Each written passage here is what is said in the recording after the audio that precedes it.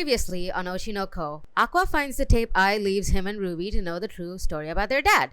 And this time we don't find out anything about that. Instead, we start off with how she ended up meeting Ichigo in the cafe. Ai left the facility her mother left her in to start a life of her own. Because she knew, worst come to worst, she's a cutie and creeps would love to pay for her. But luckily, Ichigo came scouting for her. Though not gonna lie, that was creepy AF too. Cause he just like walks up to her and is like, "Hey, you can listen to me and I'll buy you parfait." And I'm just like, "Ew, gross, creepy, stay away." Okay. And then they replay the conversation we've already seen of Ai. But this time, instead of the conversation playing out in real time, they show it through script. So basically, the movie has this written down. So this movie actually has a lot of things that I'm like, how did you get information about this? But then I'm like, I gave you information about it, so it makes sense. But damn, this director took a lot of inspiration and somehow found the exact answer. Okay, anyways. Another cute moment is when the guarantor like starts basically slut shaming. Oh, she's like her mom. She's gonna sleep around with men and that's gonna be her entire personality. So Ichigo's just like, I'ma stop you right there. But instead of, going batshit crazy on her like what I would do, he was professionally like, here's the money for me to bribe you. And she, being smart, was like, double it and you got a deal. So, bada bing, bada boom. I, the idol, joins B. Komachi. Then we cut to our girls IRL, Memcho and Akane/Kana.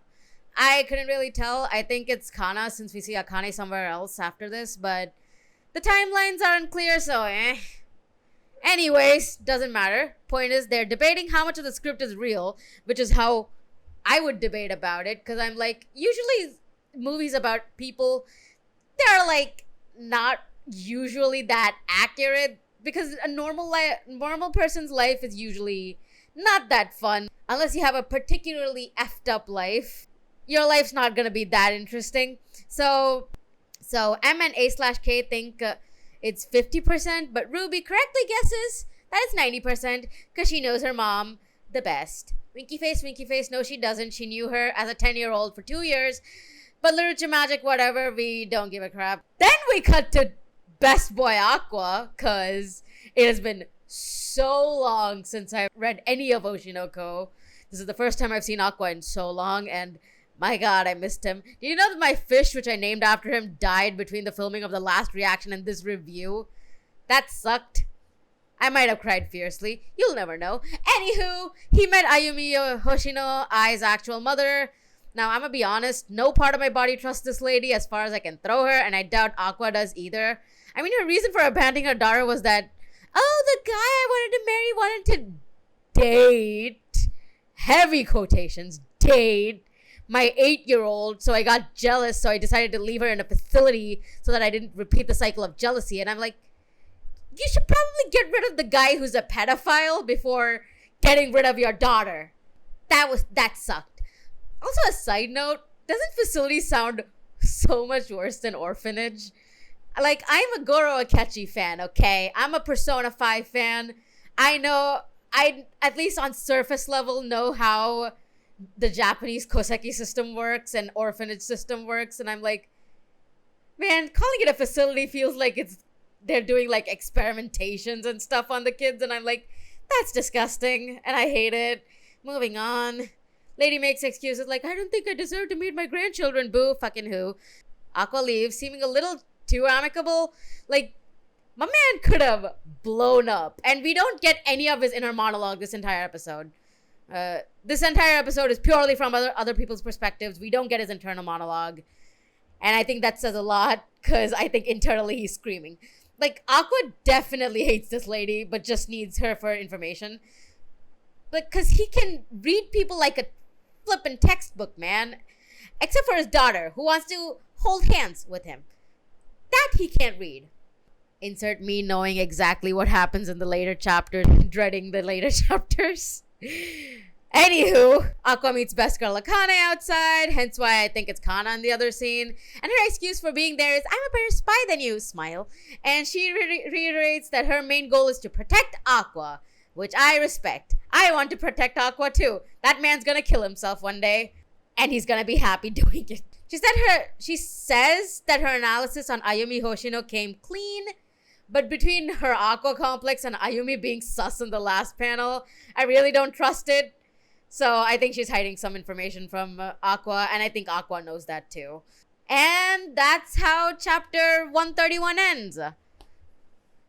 Thank you for watching the video, and stick around if you want to find out how I've been the last, 3 months, I think, at this point. So, basically, what happened these 3 months? I have been dealing, and by dealing, I mean I've just been concentrating on life. Plus, Oshinoko just, I started losing interest in just reacting to it. I was like, I want to do more with Oshinoko because I really like the series, and I feel like just reacting to it wasn't doing it justice. So I was like, I should probably start reviewing it, but I didn't know how to go about reviewing it. This is like semi-scripted. I definitely went off script like 5 times already because I don't stay on script. I am very impromptu, but luckily I had like points to just like latch back onto. So this was actually fun. Let me know if you like this style better than my reactions. I did have I am trying to do this where I have a reaction and then I'm recording myself reading the chapters, and I'm just gonna splice it together where wherever I have a major reaction, I'll just put the reaction. Otherwise, I'll just do the review style content because I think that makes more sense.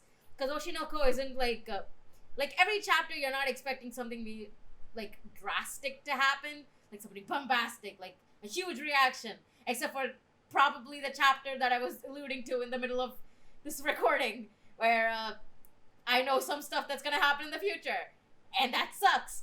Anywho, that stuff I'm gonna definitely have it like splices of, so yeah.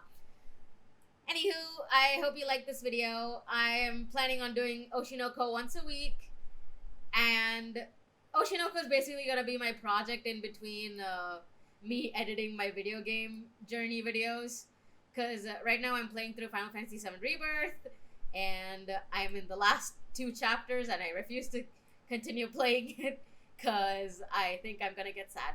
So I just finished cutting down the demo video that I recorded. I need to do like the fancy editing, like the flourishing on it. I need to like get to that now, and that's all I have left. So expect that video by the end of the no, today's 30th of March. Not gonna make that promise. Expect it by the end of April. So yeah, thank you for watching, and I will see you guys hopefully next week, unless my ADHD kicks back in. Then yeah, I probably won't be here for a while. Bye bye.